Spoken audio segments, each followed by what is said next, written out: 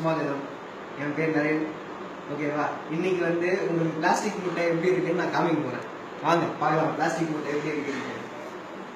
இதுதான் பிளாஸ்டிக் மூட்டை. சாதா மூட்டைக்கும் பிளாஸ்டிக் மூட்டைக்கும் வித்தியாசமே தெரியாது.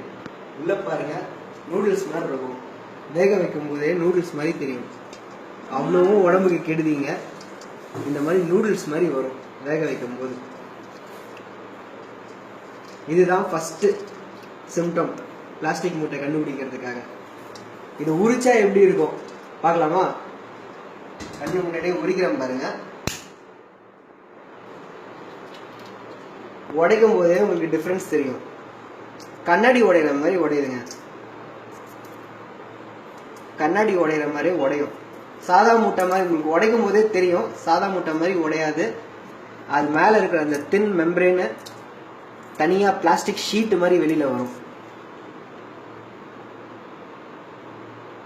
இதுல ஸ்பெஷாலிட்டி என்னன்னா, இந்த ஷெல்லு அவ்வளோ ஸ்ட்ராங்கா இருக்கு.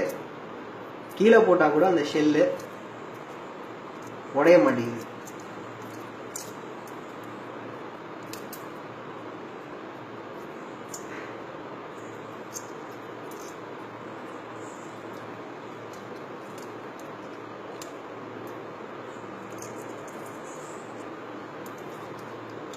இந்த ஷெல்லு அவ்வளோ ஸ்ட்ராங்கா இருக்கு.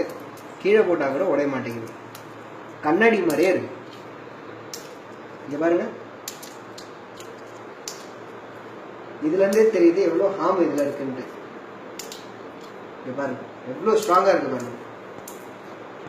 இவ்வளவு ஸ்ட்ராங்கா இருக்கு இந்த ஷெல்லே.